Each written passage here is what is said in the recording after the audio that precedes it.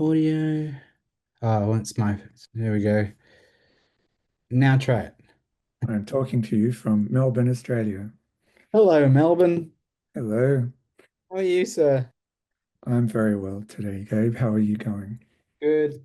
Yeah, we can do whatever we want, essentially. Yeah, that's right. Um, All right. so what I thought is that I would show a comic. We could just talk about the first one, Maria Island. Excellent. And I wasn't at Indonesia, but I was at Dangar Island. Yeah. And I didn't do much drawing at that one. So I've got some interesting photographs that I'd like to share. Yeah. Let's do it. Um, Do you want to lead? And Sure, yeah. Sure. So I'll need to share my screen. Can you see that? yeah, I can see that. That's cool.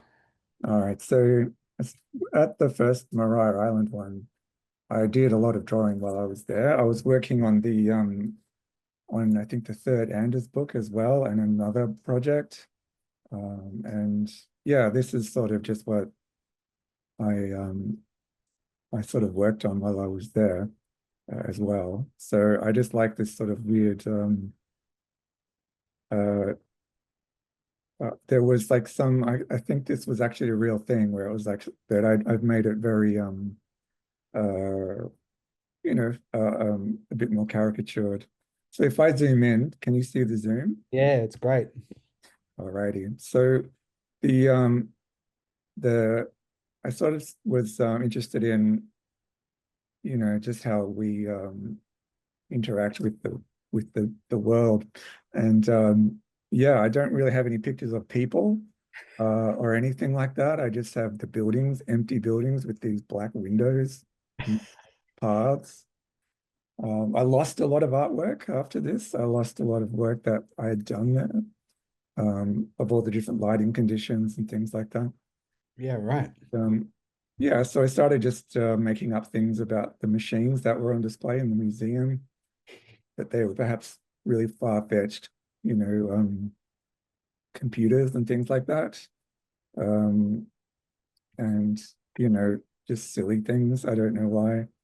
I Uh, like your bit there about the stationary engine like this was used to power the convict roller coaster. yeah, exactly. Like they would have that there. I just didn't, I don't know what I was thinking, but Where did that come from? That idea to, was that based on, because I know that there was one point in Maria Island, there was a real kind of focus on sort of being improvised storytellers. So there was like the ghost storytelling oh, walk yes, about that's that. right. It was very much about that and just making things up as if they were true, I think. Um, Yeah. I think that was quite magical. Um, but I became obsessed with all the vehicles that were on the island. Strange. Yeah, I just think that's cool because they had these Land Rovers and Yeah. Hiluxes, and I started giving them names. And after I think Pat read this, he gave a copy or that this was up in the room or something. All right. And one of the rangers let me have a ride in one of the trucks. And I'm going to call this truck Ironhide from now on. So, That's yeah. so good. Um, and where, apart from showing it to Rangers, did this go? This just went into a comic book, like a zine that I made. Just like, a little zine of all the full color watercolor works that I was doing. I just sort of figured out how to watercolor in this style, like the sort of um, uh, just sort of plain, very plain style, and I was trying to show that off. Uh, Kind of flat colors in a way. yeah. So I'd learned sort of through a guy called Simon Hanselman, his sort of process, and I'd sort of adapted that using pencil and much sort of thinner watercolor. Right. This truck is a tip truck, and I don't know if you remember, but there was once we were on the island and there was an almighty crash, No. and this tip truck had failed, and so it has like a pneumatic uh, hydraulic lift mechanism, and that failed, and blew all the windows out of it. So that was exciting. Um, there were these weird things there, and I sort of made them into like these Miyazaki type mechanoids, like parts of old machines, and it's very much a colonial thing. But it was like, it's like the history of Maria Island is so mixed. I was just like, oh, what would I do if this was my museum? Yeah. So again, naming more of the vehicles and some of the weird boats they have. This is my favorite of all the trucks because it just was this mobile farm workshop. And yeah, I just loved it. It was so great. That's for the coffee I see you got there. Yeah, Was there much coffee? I can't remember the because the cooking situation was pretty unique on Marai Island because remember my because when I came over, I came halfway through. So I met all of you at the midway point, and because I was arriving at the midway point, Pat had put an order in for me to go and just basically a giant list of food that I had to drive from Hobart to the ferry and then ferried it over to the kitchen. Um, and the kitchen is the only place with electricity on the whole island, is what I remember. I think so. That sort of this sort of main building here. Yeah, and so the kitchen was, how was the coffee? I guess is the question. How was Pat's coffee? Well, yeah, Pat was amazing. I don't know how he did it. Just run the whole thing and also cook 3 meals or 2 meals a day for everybody. Mm, It's just extraordinary. it was extraordinary. And I tried to help. Like the one of the doors would slam close, so I fixed the little self-closing mechanism so that it closed really gently, and that was my contribution to the well-being of everyone on the island, so that it didn't slam every time we went outside, which was all the time. So, I think that's actually a remarkable contribution. uh, And because, well, it was yeah because I was like, Patty's just burning so brightly and I'm yeah, working so hard. So yeah, I do. Yeah, because I think because I actually turned up and I probably only, that was probably when I met you on the island the first time. And I turned up halfway with all the cartoonists to help document and do that sort of jobs. mm, So I think that, and do portraits as well. And I think that um, the first thing I did was when I walked in was see Pat's kitchen and the need for washing dishes. So I just pulled my hands up and like, right, here we go. But what I noticed was a really kind of great community of comics people working on, I don't even know if they were actually working on books, but what it felt like you're all doing was kind of just sharing community and sharing, getting to know each other in a main way. And you went with a book to yeah, work on. yeah. What was the book again? Was that Ash? I was called the Ash Cloud, Right. and it was about childhood trauma. So yeah, it was fun comedy sort of book, and it was very much super over structured and really self-important, and that I Right. really worked very hard on that, and I managed to get a residency in Paris to write that book. But yeah, I still haven't finished it. It's one of those kill your darlings, I think. Right. Uh, Yeah, okay.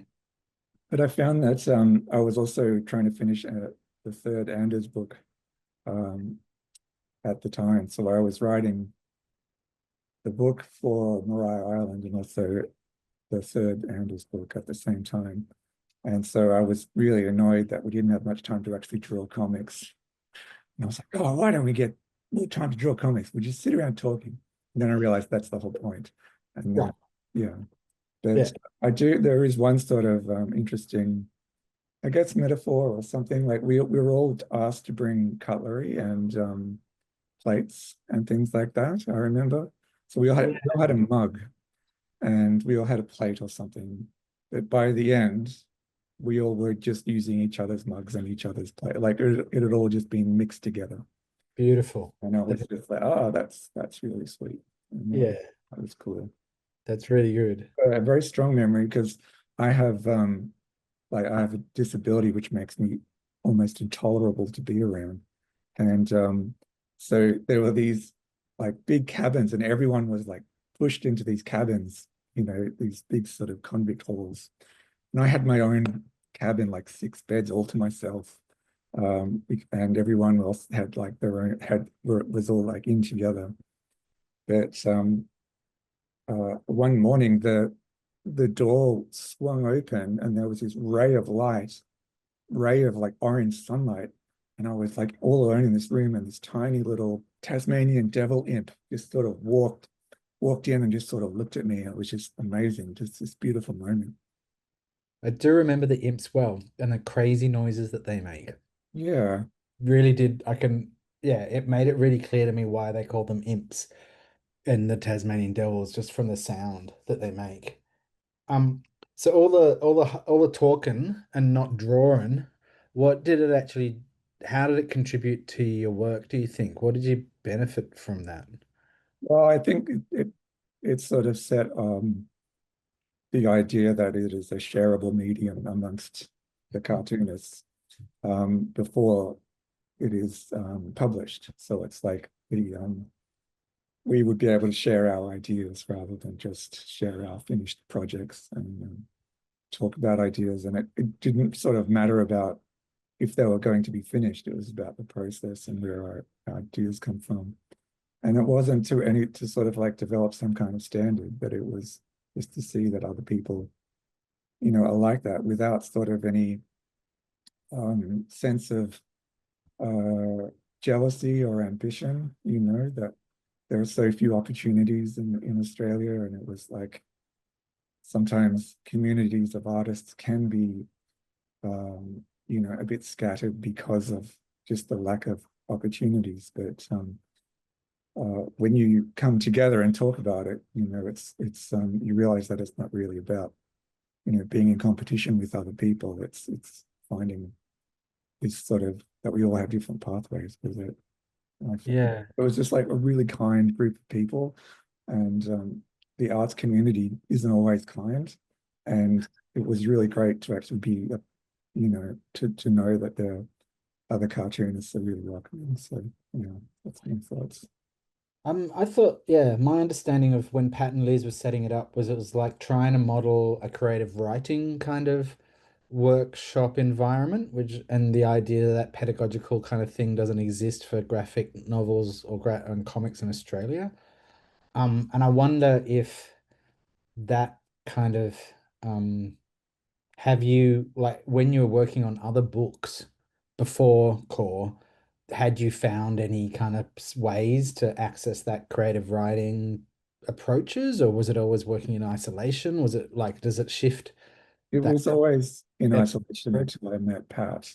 And but there was a comics community that I was a part of. But this was like the first one which had any sort of meaningful constructive quality. And Yeah. Pat had gone to the Atlantic Center for the Arts in Florida. Um, and so I asked him about that, and I was able to go to that residency too prior, to Mariah Island. So there Yeah. was like, you know, this sort of understanding that this is a concept that works for graphic novels and comics is uh, sharing ideas with the other creators and, masters, I guess, or just experienced people and talking about it. And that's all. Like it's not about technique, it's not about style that much. It's about the actual um, content and creation of that work, which was a bit unusual, I found. So I really liked it. It was No, a challenge for me. yeah. I mean, one of the things I noticed over going to, I think I've been to all of them apart from the last one, which was down in Bundanon, is that kind of vulnerability that all the artists, the creative practitioners find themselves in, and the space of trust that's got to be created in that. And that I come from a teaching background, I teach graphic design, and understanding how to kind of to critique and talk about work in that space seems really different to this space. And yeah. Well, yeah, if you remember some of those workshops about people's work, they were very emotional times. Yeah. They were deeply, deeply emotional things. Yeah. It wasn't, oh, this is my book about a squirrel, or this is my book about. It was like, this is how this relates to my trauma and Yeah. my future and what I want to do with my life. And it was really, it got really interesting very quickly, and there was Yeah. a lot of respect around that. But it was not an easy process for for everyone. It was, yeah, quite mind blowing. Yeah, I was really noticed that, and I think it kind of follows through. And maybe I'm not so sure if the evolution of the workshop now that it's kind of got this more maturity and a kind of like a kind of like a methodology.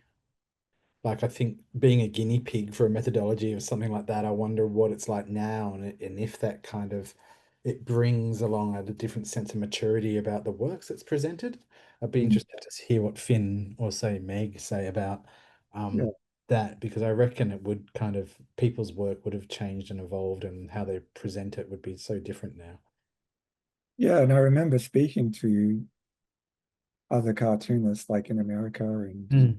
overseas and in France and things, and they're like, why would you want to do that? Like, why would you have a workshop about your book? Isn't it perfect to begin with? And don't you want to just like hide it away until it's ready?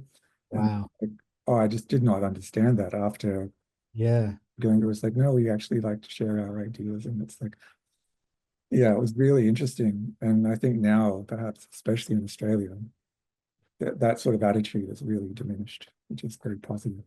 Yeah, and do you reckon is that because you work with editors on books as well? Is that process different then? Like, what's the like if you've got an editor and you got a book, how is that any different from going to core and sharing work and getting feedback in that space? Well, the editor steps in at a later phase. They're Mhm. like very much in the. A good editor will be with you along the way to make sure that things are on track. Yeah.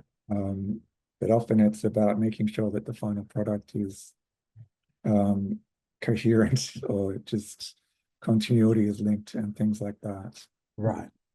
And So- generally with editors, they're literary editors, so they're not cartoon editors, comics editors. They're Yeah. from literary backgrounds, so they look at it from the literary perspective, which is very different to how comics people read and edit and respond. So yeah, Yeah. it's very interesting. Yeah. I wonder if that's sort of shoots them in the foot one way, because if they're not that sort of familiar with their medium, how Well, what are they editing for, you know? yeah, and it's like it's sort of a very long picture book.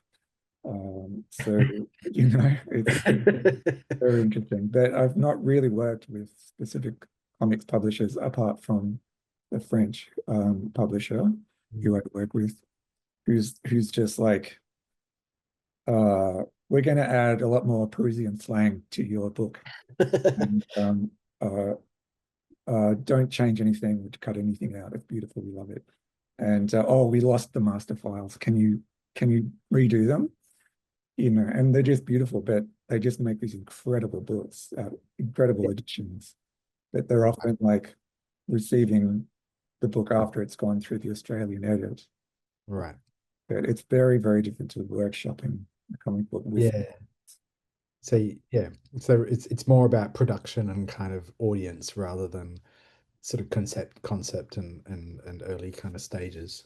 Yeah, and I remember being at Maria Island and going, "Oh my God, I'm going to have to go home. My idea isn't good enough. This is a terrible Wow. project." Really? And I was like that at Atlantic Center for the Arts. It's like, how am I going to?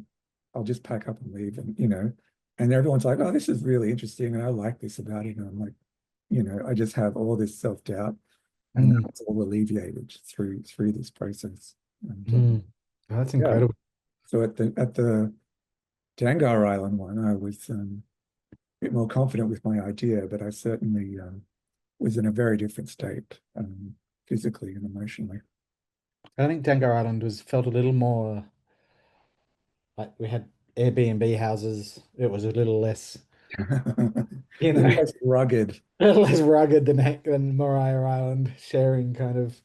ex-convict jail cells with each other. Yeah. And I Um, remember one of the we had like a little summary with Pat on Mariah Island before we packed up and left. And his first point was like, "You all drink too much," because we drank so much booze at Mariah Island. And after that, I gave up drinking because I was like, yeah, "Yeah, we drank a lot of booze, and it was fun and it was great, and we had a blast." But it yeah, just like him going, "Oh, we need to shuttle more whiskey on the ferry. You know, we need more cases of beer. How do we get how we like it just added this spanner to the yeah. logistics. But also like everyone's probably mental health and physical actual mental ability to engage in a kind of a clear way as well is obviously imbued by the impacted by that too. I was going to share my screen and share one photo that I That's a great photo. Look at us, fresh faces. which we look like, or everyone looks apart. Yeah, everyone looks pretty apart from Josh, who's always a little, trying to go against the grain there in the middle. But everyone just looks like it's a rock album or some kind of like Uh, album art for some kind of good band it's or something. stunning. That is stunning. Yeah, but the thing I remember about that was this was probably on the second last day, and we went up to one of the abandoned kind of falling down things, and we just lined each other up there. I think Pat was a lot of the kind of goes, "We should take a photo here." He'll whisper in my ear, Yeah, and I'll go, he "Okay." had all the big ideas. Yeah, Yeah, and we'll go up there, and then we took this kind of cool band photo thing, which I think kind of and this is at the end of it all, and this is really sort of summarized, I reckon, the kind of that camaraderie and that sort of feeling that everyone had, I think. Their ability yeah. to kind of just be as a group and trying to kind of feel the space, which was an Ellery at the front there and T just looking like, you know, rock gods. It's so good. It's such a fun photo. And it's like we all look so like chill and happy, and we've been living in these bunks, and you know there would be goose poo everywhere, Yeah, and like in the morning, you know, you could go down to the shared showers and put $1 in the machine, and it would give you a shower. But sometimes it would eat your dollar, and that's it, no shower for you, you know. So, that's fun. so it's like this photo is just like we're all just so happy, you know, and so like into this moment. Yeah, and I think the dirt on everyone helped. Like, Yeah, the dirt, just there's- the look, glue. going through the headshots that I was taking for people, and like this is a mixture, but like this one of Gooch, Yeah, his oily hair and kind of like this pale skin, and this was just shot with available light in the darkness. Like I like that talked about the windows being black on the buildings yeah, that you drew because there's zero electricity in there, and they're like the walls are solid sandstone blocks. And then you have this 2 points of light that come into and you get this beautiful diffused light that comes through the windows there.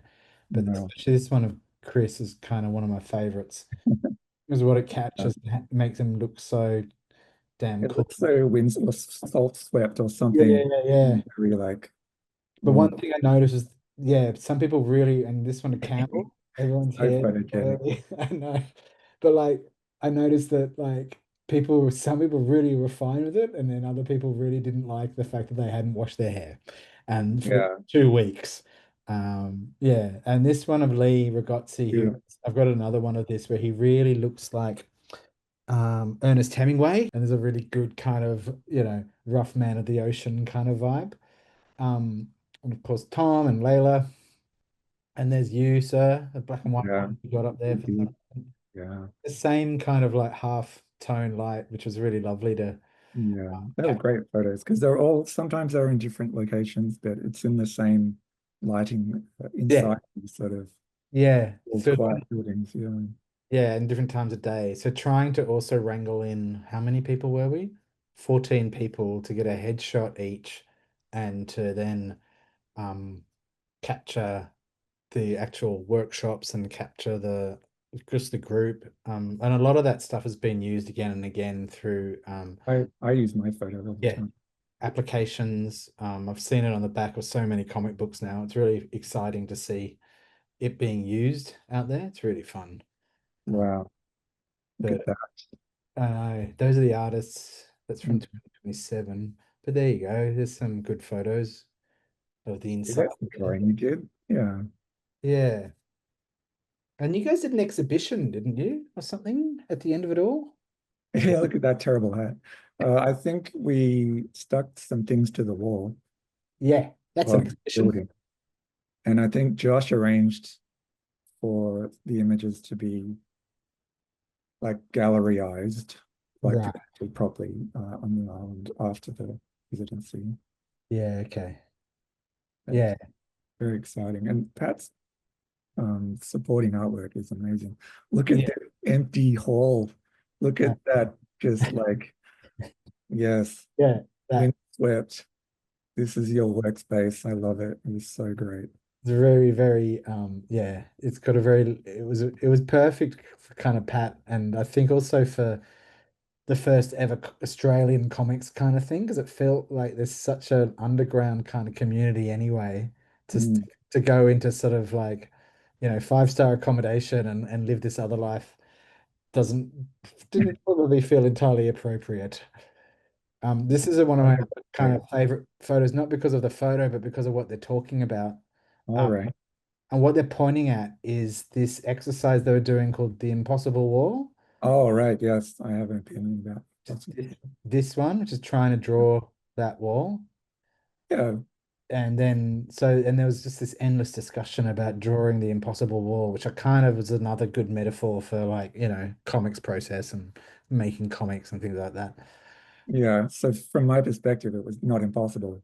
It was a very technical drawing. But so I was like really smug. And then I was like, oh, hang on, this is actually quite a marathon drawing. And it's drawing from life something really complex that doesn't make visual sense. Yeah. Because if But I you was look, like, oh, that's actually really cool. yeah, I would, yeah, the I worn did. stone and all that sort of stuff. And I'm not even sure that draw is that whose drawing is that one? That looks sort of like a Campbell's? candle drawing. Yeah.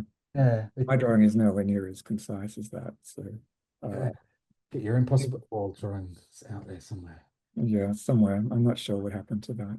Yeah, but that was kind of like some of the fun things to observe was seeing creative practice being kind of articulate and in a kind of like and the discussions people are having around drawing and then in the broader impacts of that on practice and on projects and things like that. I think that was just a really exciting thing to witness and be part of. Yeah, that's amazing. Look at that. Yeah, Uh, all these people and that that's it. You know, the prison building, yeah, prison on. that was incredible. That building it was just like Yeah, oh, yeah, just changes all still. the time. That was the ghost stories, I do All recall. right. The night we walked around and did the ghost stories. That was funny. Yeah. But yeah, and I think in continual residency, so then after that there was Yogyakarta up in Indonesia, which was felt entirely different again. But this Yeah. time it felt like the cultural kind of aspects were really impacting people's participation Hmm. because of being in Indonesia and not necessarily in Australia. And kind of trying to make a life there doing it. And that felt again kind of rock and roll and kind of good as well, but it also kind of seemed like a bit of a harder thing because it was unless Look at that one of you Chris. Just get me out of here. But it just like looks so tired, but so tired from yeah, and everyone was getting like again that thing about being sick or having greasy hair. Some of the best photos were when people had had gastro and then they got their photo taken, and they've got the skin was tight, the reflection was good.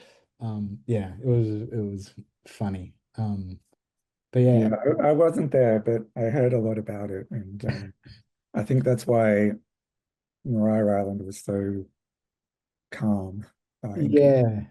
So, And then after that, you said was Dangar. Was that 20? oh, sorry, Django Island. Yeah, that 2022 or So, 2020? yeah, it was just before COVID. So Yeah, it was too, wasn't it? And we had the massive fires. yeah. Um, So And yeah, this that is was fun. But I didn't really draw much there. I wasn't very well. That's not, Billy yeah. So we would have been 27. 17. You know. Oh, yeah. But I've got some photos from it if you like. I can. Yeah, I think, oh, one thing that popped up there was Read to Me, which Oh, was cool because that actually, where is that photo that popped up? This, what we did here, mm, comic art workshop presentation, which we did at the Ubud Writers Festival. And we also did it in a park in here, this one. We did a live comic book reading in the park opposite Crack Studios. And this was kind of my favorite memories was like when Indonesian and Australian cartoonists were doing live readings of their comics in a park opposite Crack Studios in Yogyakarta.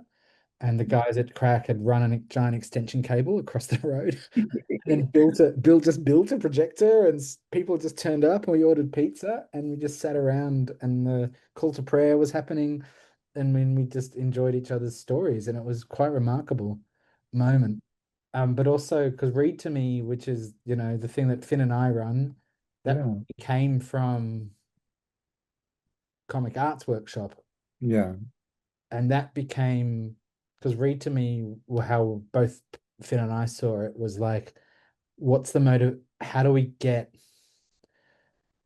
engagement with these? Because we know these intimate stories and these intimate comics and zines and stuff, but broadly people don't. So how do you create a kind of a space where people can just hear the stories and engage with it, as opposed to it always being this kind of out of reach kind of access for people or a harder point of access. it's sort of like sharing that experience rather than it being just you and a book, you know. Yeah, And that's really gone on to great things, hasn't it? Yeah, yeah. We're 7 years. We're almost coming. We've got 7 or 8 years next year. We've been doing it now, yeah, that's great. and we're trying to. I want to do an anniversary 10-year thing. And I was talking to Aaron Billings. I was just in overseas with Aaron. He was at Oh, the same conference as me, and I was trying to work out how we can like get because he's running live comic book reading events, and people. And I think Campbell is in Perth, and I think Gina and Owen are in Adelaide. And I thought, how do we get us all together to make one giant? one giant one. I would Yeah, be with that. Like I went to the one in Melbourne recently that Aaron did, um, because it's just around the corner from my right. little studio, and it was so wonderful. I loved it. It was great, and there's a whole like community of people there that you know, because I'm a hermit, I didn't know, and it was really great to see. You know, it's wonderful. Yeah, and that's the kind of community building point I think of these projects, like Read to Me, but also like Core, is like how do you what kind of what's the usefulness of them and what are they creating and what are they building? Yeah, and we do sort of form little silos, like little communities. Mm, And it's really great when you get to meet people from other little communities, you know, so that you're not all just like, oh, we're in our own little arts group. It's good to know about as many people as you can. yeah, and I think that's a really great way to yeah, and I have noticed that that's really become more or less what Read to Me is about. Like it's I mean that kind of idea of kind of sharing stories is, but it's Yeah, actually when we look at the audience, they're all practitioners, uh, yeah, and they're all storytellers, and it's more about that community finding a space for itself, and then from that, there's a lot of other things sort of growing. But yeah, yeah. And having if you're familiar with the work, it's like it's amazing to see the difference when it's, I guess, performed, you know, and yeah. it's just amazing. I It's think the thing I think the concern I have about it sometimes is I know comics aren't necessarily meant to be read aloud. But And there's a magic to when they are. It's yeah, a separate, like it's almost like they're like at the last one I went to, there were, you know, people were acting out the images that were on the screen. So it was like really just just wild. It was great. yeah, no, it affords that sort of stuff. And I think, I mean, my favorite experiences of hearing my favorite prose writers isn't reading their book is actually going to see them read. And I think the same thing for this context is having that excellent kind of hearing voice and understanding what's kind of happening there. But I'd like to share some photos Yeah. Okay. from Django Island. If they're just like personal photos, just Oh, good. tourist photos, but I thought Yeah, do it. to see them. So uh, this is Josh and his friend. Do you remember this guy? Like most of us spend a lot of time doing this. We were on Django Island, and it was just so wonderful to be there and to be part of this group. Um, that's sort of where a lot of conversations happened. Um, yeah, so um, this was the atmospheric conditions throughout. This would come and go. This was the massive bushfire that was occurring. Yeah, And that there was was fallout from that for some time. So, that was quite that was yeah, that was the 2024 bushfire. So this is pre-COVID. so this is the 2019, 2019 bushfires. yeah, so Yeah. So just before COVID, and it was funny because I would at home we would have smoke like this, and I would walk around with a mask, and everyone stared at me, and then COVID came along, and everyone had a mask, and it was fine. yeah, I But know. yeah, just this railway is still in place. Oh Um, wow. this is a steam railway, but that actual railway curve is still there. You can still ride on that.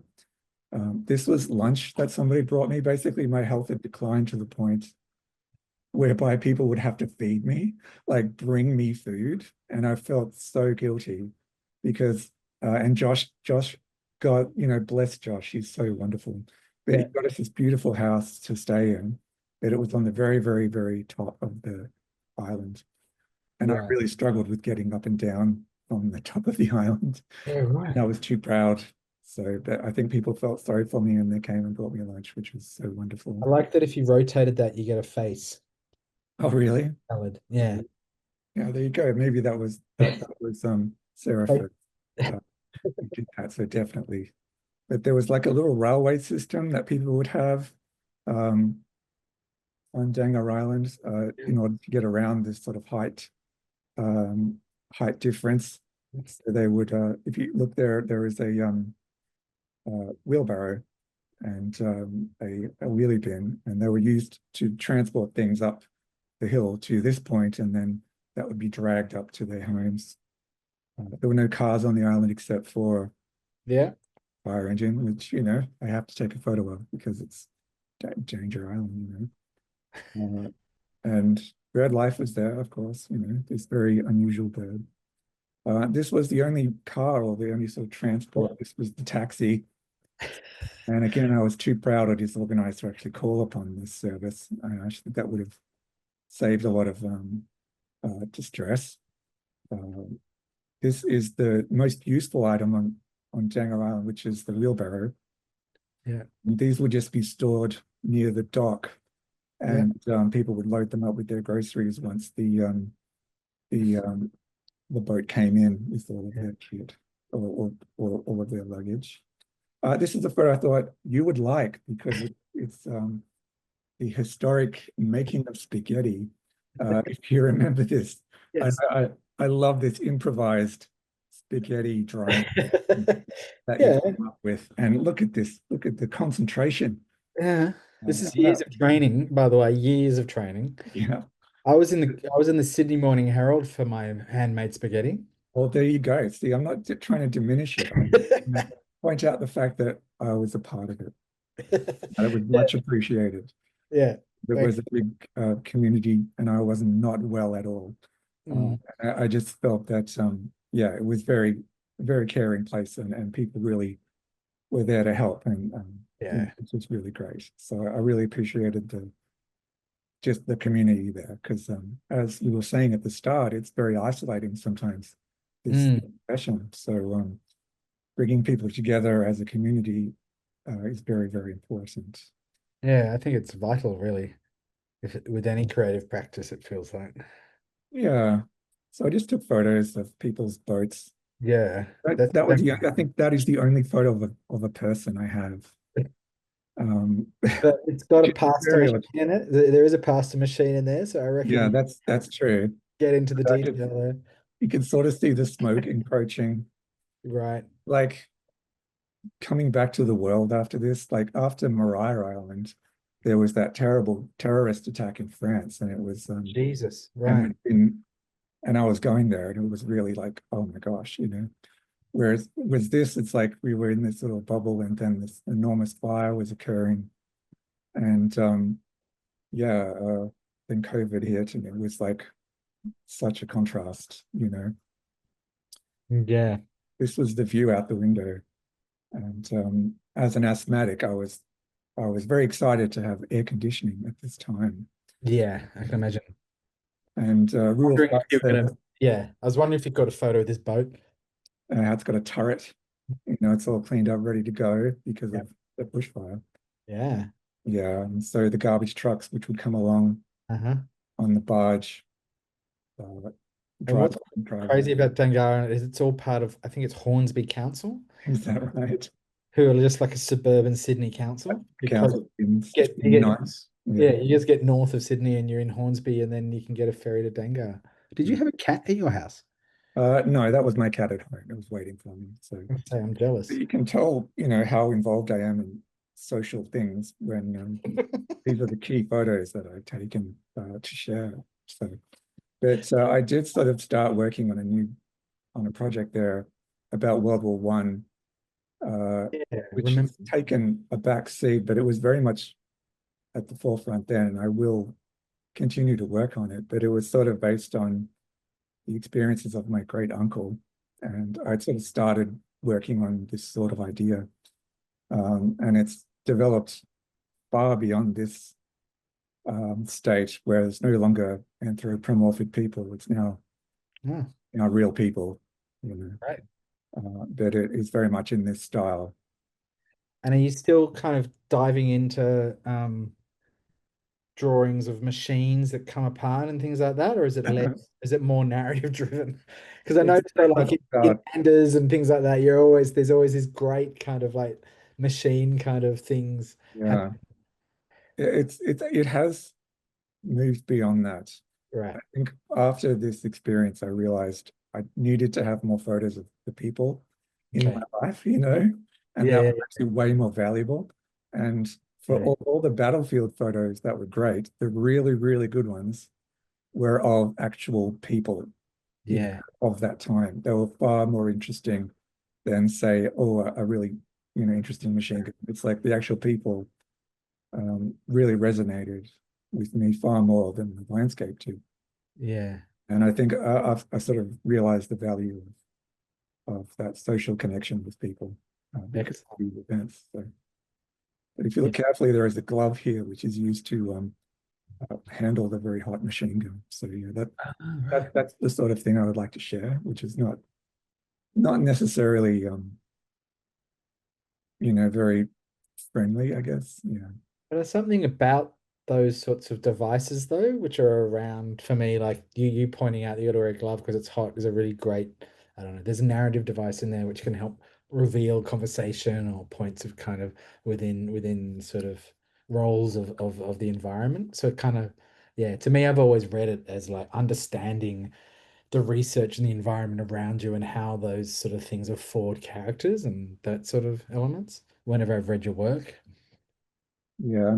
And if you imagine an entire book like that, of just that kind of obsessive link between uh, Machines and people. machines and people and their fate, but not so much, you know, fetishization of those machines, but a sort of depiction of their frailty as well, Yeah.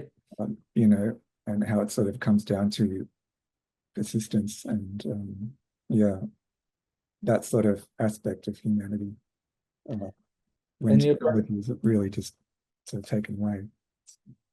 yeah, I think yeah, I mean technology is constantly affording that on us all in our lives. If you look at, phones and the posture of people just sitting there on a train station waiting to get home or whatever. Yeah, it's like I've been looking at my computer all day Yeah. uh, and my phone all day. I don't want to look at it on the train. It's like, I'm looking around, it's like this, I know.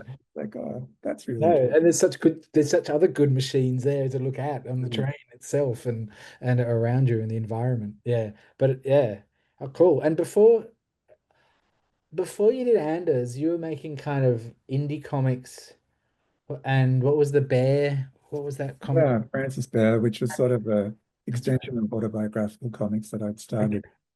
And, I'd sort of wanted to make something more interesting than just, scrappy zines. So I wanted to get a bit more professional in this style and actually work on them at a desk rather than just on my couch.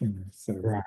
And is that uh, the thing that pushed you into Anders then? Like that motivation to get more professional style and things happening? Or is that well, uh I went to Norway for a residency and I uh tried a lot of comics there and I left some comics in a bookshop in Amsterdam, and a publisher from France picked it up and was like, "Hey, would you like to publish work with us? Francis Bear looks really good." And then they're like, "Oh, what else do you have?" And uh, Francis Bear was sort of published in Australia. yeah.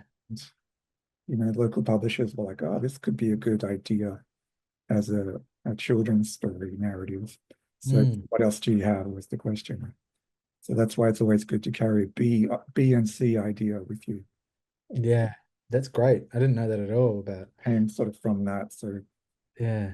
yeah, And there was Francis Bit published in Vice magazine as well in Australia? a little bit, yeah.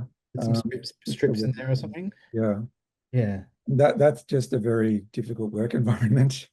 But it was just really fun to see your work on the website. Yeah. Um, Totally.